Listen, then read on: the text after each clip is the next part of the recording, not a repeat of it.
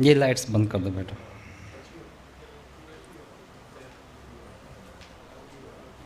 हाँ आ गए अली रज़ा।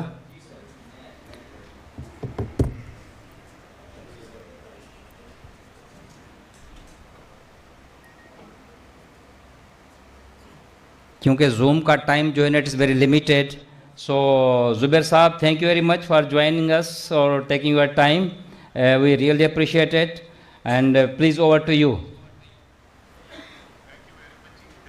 बेट सर एक मिनट बेटा, इसका आवाज़ कर दो।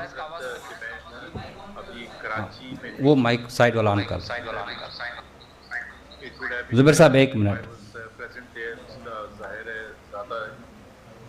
अच्छा होता, फैक्ट भी ज्यादा बेटा अंदर की तरफ से माइक देखो। सुनने में भी ज्यादा आसानी होती।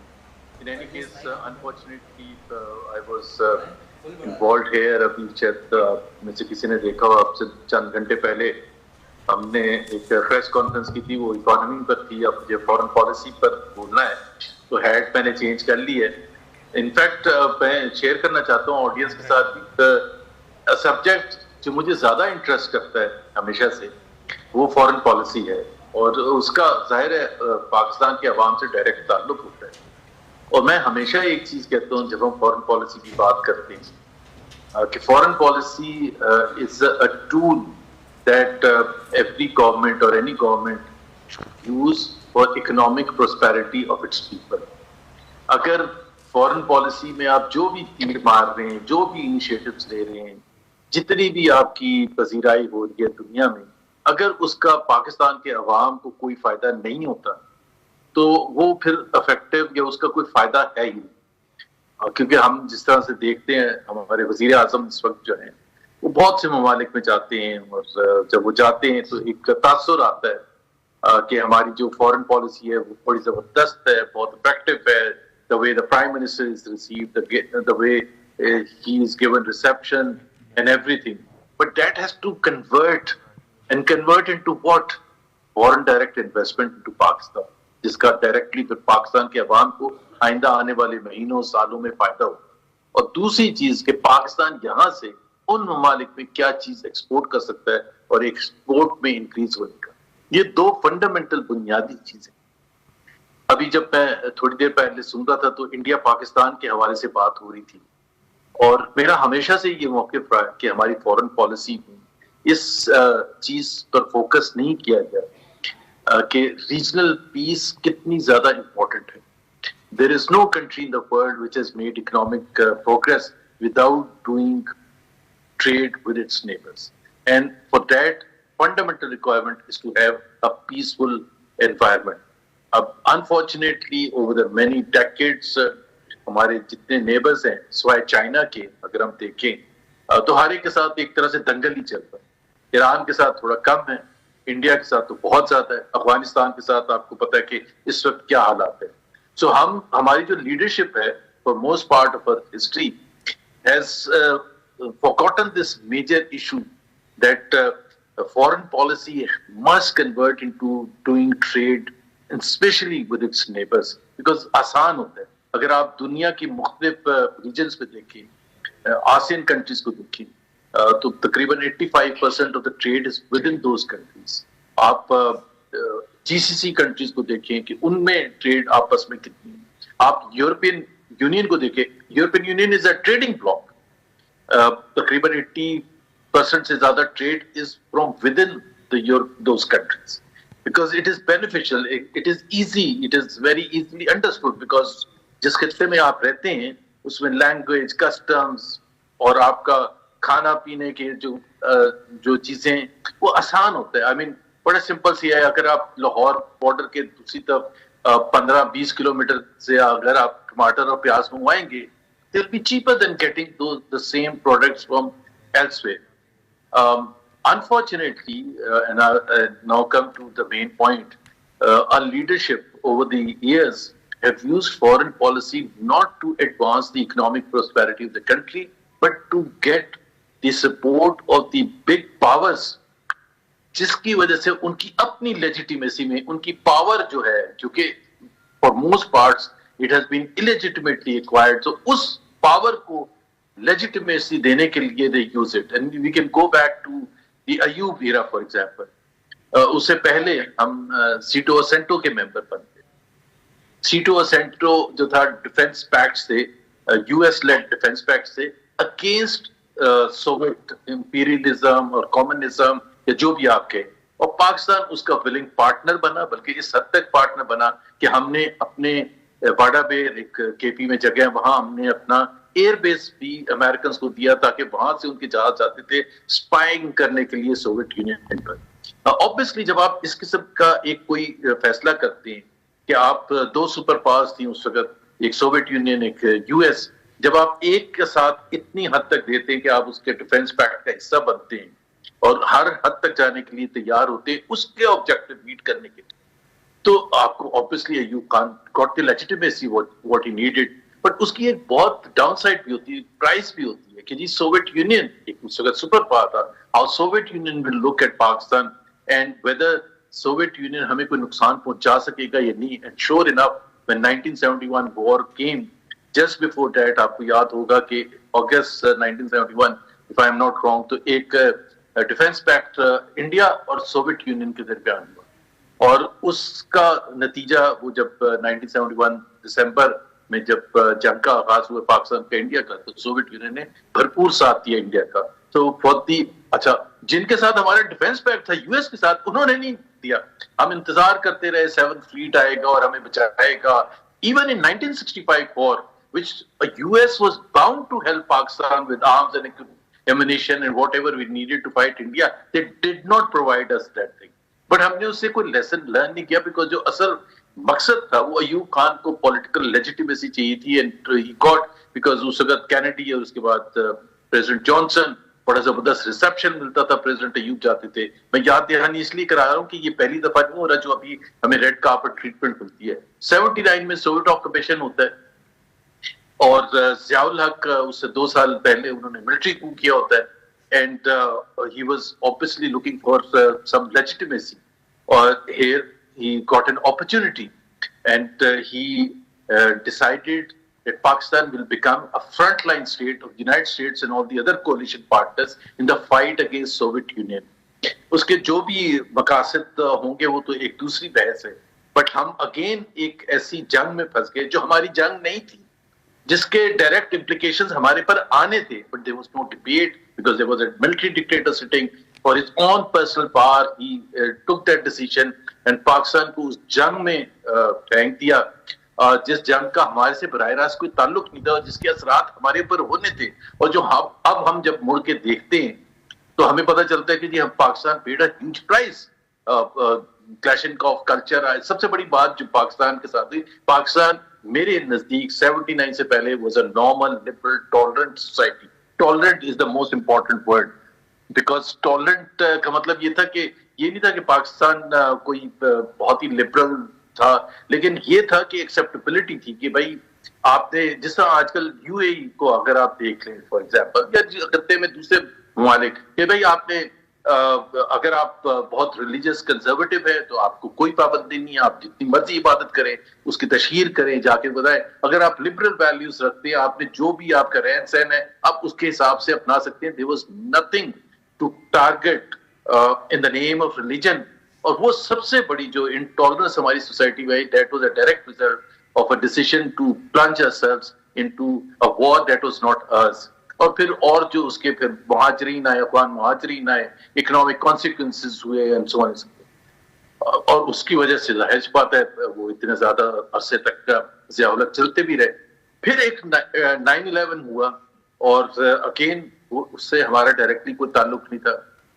US wanted to settle score, उनकी जो भी हो सकता है राइट, वो एक अलग चीज है. बट इंटरेस्टिंगली मतलब हम फॉरेन पॉलिसी डिसीजंस कैसे लेते. अभी आप देखिए कि सेक्रेटरी ऑफ स्टेट कॉलिन पावल थे उस वक्त जब 9/11, and he called president Musharraf and he put a demand of 9 demand उन्होंने की कि अमेरिका चाहता है कि जी आप ये 9 डिमांड्स हमारी एक्सेप्ट करें, you are either with us or against us. President Musharraf 2 साल से 99 के बाद से वो बिल्कुल आउटकास्ट थे, कोई इनको लेजिटिमेसी नहीं मिल रही थी, कोई दुनिया का फाइनेंशियल इंस्टीट्यूशन हमें हेल्प भी करने के लिए तैयार था, ना वर्ल्ड बैंक आ रहा था, ना IMF आ रहा था, ना कोई वेस्टर्न पावर्स हमें कोई फाइनेंशियल एड देने के लिए तैयार थी, और हमारी इकोनॉमिक हालत खराब से खराब होती चली जा रही। सो उन्होंने 9 पॉइंट डिमांड दी कॉलिन पावल साहब ने, और उनके मुताबिक, कॉलिन पावल के मुताबिक, और दूसरे जो उस वक्त पावर कॉरिडोर्स में थे US के, उन्होंने जो बाद में लिखा भी है और उसकी तशहीर भी बहुत हुई, कि वो उनका ख्याल ये था कि प्रेसिडेंट मुशर्रफ इसमें से 5 या 6 एट बेस्ट पॉइंट्स एक्सेप्ट करेगा। बट जब दूसरे दिन प्रेसिडेंट मुशर्रफ साहब ने कॉल बैक किया and he accepted 9 points, and according to secretary of state Colin Powell, he was pleasantly surprised कि भाई ये इन्होंने तो सारे के सारे, so we and in fact we went far beyond those 9 points। हमने तो ऐसे किया जो प्रेसिडेंट मुशर्रफ ने खुद लिखा अपनी किताब में, कि जी हमने पैसे लेके बंदों को पकड़वाया। I mean one of the worst examples was the Afghan ambassador, Taliban के दौर पे जो अफगान एम्बेसडर पाकिस्तान में थे, तो उनको हमने अमेरिकन को पकड़ के अमेरिकन को दे दिया। हम इतनी खुशनुदी करने के लिए तैयार होते हैं। So what we are seeing today is not something new that is happening इन पाकिस्तान। मसला ये होता है कि हम समझते हैं कि ये जो फॉरेन पॉलिसी है हमारी, यही एक हमें लेजिटिमेसी देगी। किसको लेजिटिमेसी देगी? उस हुकूमत को जिसके पास पॉलिटिकल लेजिटिमेसी नहीं है। बट पॉलिटिकल लेजिटिमेसी ऑब्वियसली वो अवाम का मैंडेट होता है, that is what is required.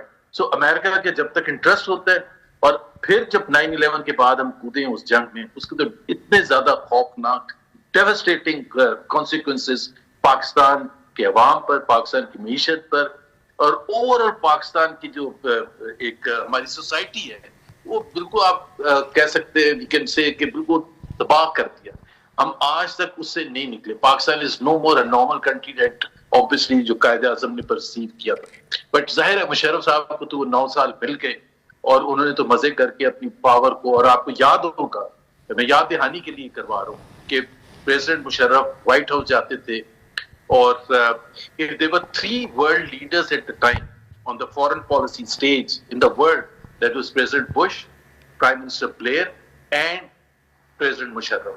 So हमारी इतनी हैसियत थी, किस वजह से थी? कि we sold ourselves so cheap because President Musharraf wanted to legitimize his power, to prolong his power, and the best way to do that was to go and seek that support. And US को चाहिए था, frontline state चाहिए था, हमने अपने आप को offer कर दिया। ज़ियाउल हक के जमाने में आप देख लें कि प्रेसिडेंट रीगन थे उस वक्त, ज़ियाउल हक again till 1979 was an international outcast. No one was willing to deal with him. No one was willing to even shake hands with him. And then he becomes one of the statesmen of the world. और president Regan उनको receive कर रहे हैं Oval office में, red carpet बिछाया जा रहा है, तारीफें हो रही हैं पाकिस्तान की, जस्ट द वे आज पाकिस्तान की तारीफ हुई। I am not suggesting that Pakistan should not do whatever it takes to build up relations with the rest of the world, and most importantly, with someone like United States of America, with someone like European Union, and with the Arab countries. There's nothing wrong in that. But अगर वो आप इसलिए इस्तेमाल करते हैं कि आपको सिर्फ पावर में फायदा होगा, अवाम को कुछ नहीं मिलेगा, as we have seen। और इसकी एग्जाम्पल मैं देता हूँ। देखिए, फॉरेन पॉलिसी अगेन मैं रिपीट करूंगा, उस वक्त फायदा होता है जब पाकिस्तान के अवाम को फायदा। अब अगर आप हम सिर्फ इस चीज में खुश होते हैं कि देखिए जी प्राइम मिनिस्टर वहां उधर गए और प्रेसिडेंट ट्रंप ने कैसे रिसीव किया, फील्ड मार्शल को कैसे रिसीव किया, बड़ी अच्छी बात है, there is nothing wrong in that. But मेरा एक क्वेश्चन ये है कि पूरी हिस्ट्री में मैंने कभी आपको बताया कि पाकिस्तान ये करता रहे। आज जो हमारे कंपेटिटर्स थे, जो हमारे पीछे थे बहुत, Malaysia, Indonesia, Vietnam, Cambodia, India, Bangladesh, आपने कभी उनके लीडर्स को देखा है कि उनको इस किस्म का रिसेप्शन मिलता हो? नहीं मिलता। वियतनाम का कभी नाम अब जानते भी नहीं होंगे कौन है वहां फील्ड मार्शल, या वहां कौन प्रेसिडेंट है या प्राइम मिनिस्टर है। कंबोडिया की एग्जांपल ले लें आप, मलेशिया की एग्जांपल ले लें आप, इंडोनेशिया की। आज से 30-40 साल पहले वो हमारे बहुत पीछे थे, आज वो बहुत आगे हैं। आप किसी मायार से देख लें, ह्यूमन डेवलपमेंट इंडिकेटर्स के हवाले से देख लें, education, health care, per capita income, economic growth, कोई भी यार्डस्टिक से देखें, they are far better than where Pakistan is. So which clearly means that the foreign policy initiatives that we took did not help the people of Pakistan. और हमने उसको समझा कि वो एक सोल्यूशन है पाकिस्तान को आगे लेके जाने का, rather than fixing Pakistan itself. So there is nothing wrong, but most important, Pakistani leaders, और ये आजकल बात कहना थोड़ा सा मुश्किल होता है, कि आप एक चीज देखें कि जो सबसे ज्यादा इंपॉर्टेंट चीज है, कि उसमें जब आप इस किस्म के फैसले करते हैं तो वो फैसले होते कैसे? This is another very important thing. कोई पार्लियामेंट नहीं इन्वॉल्व है। अभी जो 20 पॉइंट प्लान आया प्रेसिडेंट ट्रंप का, वो गुड और बैड की तो बात की बात है। वो प्लान आया, इजरायली प्राइम मिनिस्टर उस 29 सितंबर की बात है, ये रात को was going to go to White House to meet President Trump and discuss this thing. अभी हमें कुछ नहीं पता कि उस 20 पॉइंट प्लान में है क्या।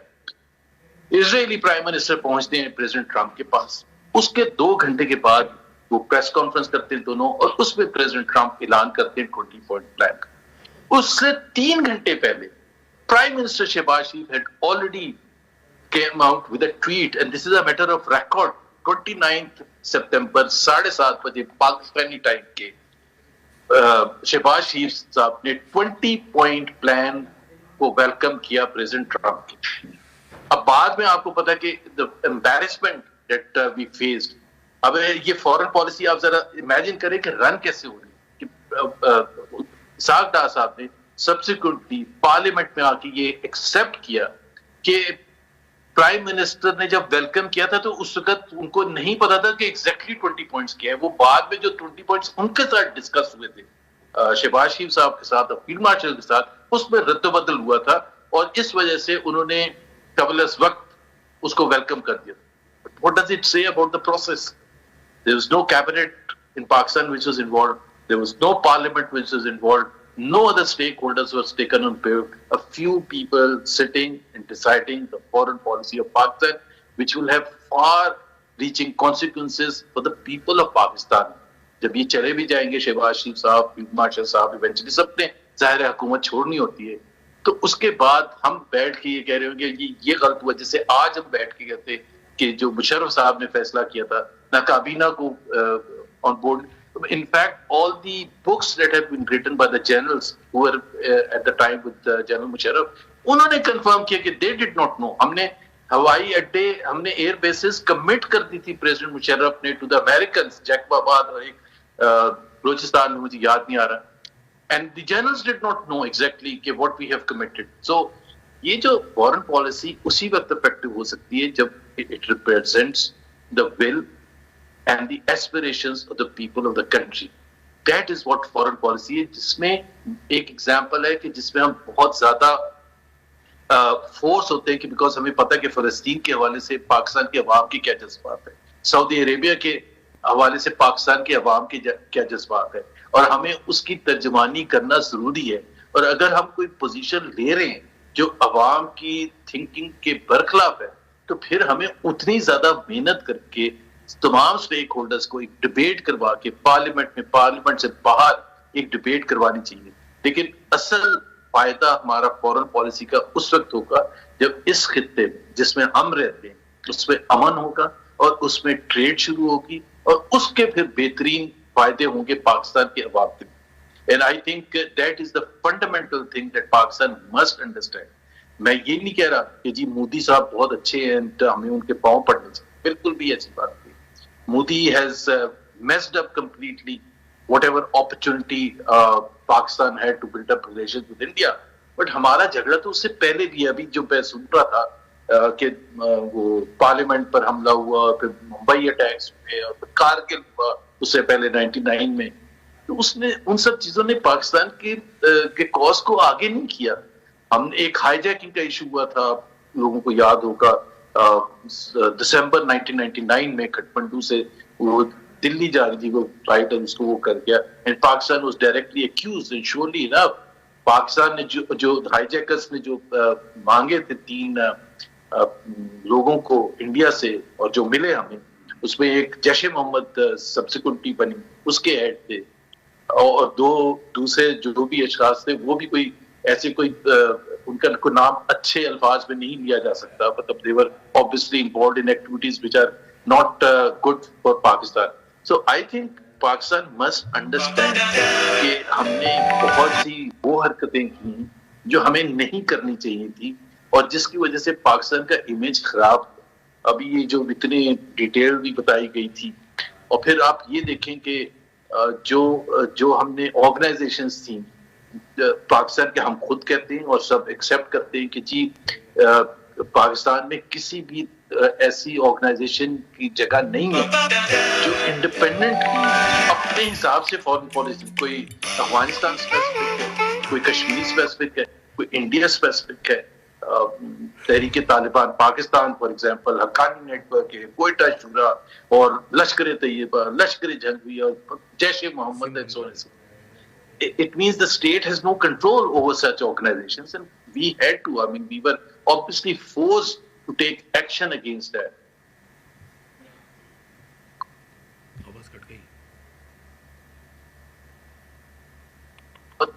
And most countries, including China and Saudi Arabia, were forcing Pakistan to take action against those organizations, and Nawaz Sharif wanted to give that message.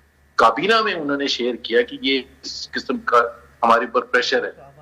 इसी तरह से उन्होंने नेशनल सिक्योरिटी कमेटी में जब शेयर किया, उसके पॉइंट्स लीक हो गए, द मैसेज गॉट लॉस्ट कि भाई वो ऑर्गेनाइजेशंस को बैन करना है। द मैसेंजर बिकेम इंपॉर्टेंट कि जी कौन मैसेंजर था जो बाहर आए, because they wanted to kill the message, और क्योंकि हम नहीं चाहते थे कि वो इस किस्म के इकदाम उठाएं। Anyways, I think I have taken a long time. The point is that Pakistan is must raise questions today, because जाहिर सी बात है जो वक्त गुजर चुका वो तो आप कुछ भी नहीं कर सकते कि जी पाकिस्तान की ये जो फॉरेन पॉलिसी इस वक्त है with regard to United States of America for example, उसमें हम उस हद तक तो नहीं चले जाएंगे। बहुत सी चीजें ऐसी हो रही हैं, जिस तरह आपने मिनरल्स का देखा, एक फर्स्ट जो खपत थी वो मिनरल्स की एक्सपोर्ट भी हो गई है। अमेरिकन कंपनी एक आती है यहाँ, उसके साथ एक MOU साइन होता है, उसके साथ एक, so we don't even know what is the legitimacy of that, उसकी बुनियाद क्या है, कंपेटिटिव बिडिंग क्यों नहीं हुई ताकि पाकिस्तान को बेस्ट प्राइस मिलती है, सो सपोर्ट। तो हम किस हद तक जाने के लिए तैयार हैं, क्या हमने कमिट किया? पसनी का आ रहा है फाइनेंशियल टाइम्स में कि जी Pakistan is committed a port. I don't know whether that is true और false, but we want the government senior minister to stand in the parliament and say there is no such thing, and only then we will be satisfied. So thank you very much all the audience, और मुझे invite करने का बहुत बहुत शुक्रिया।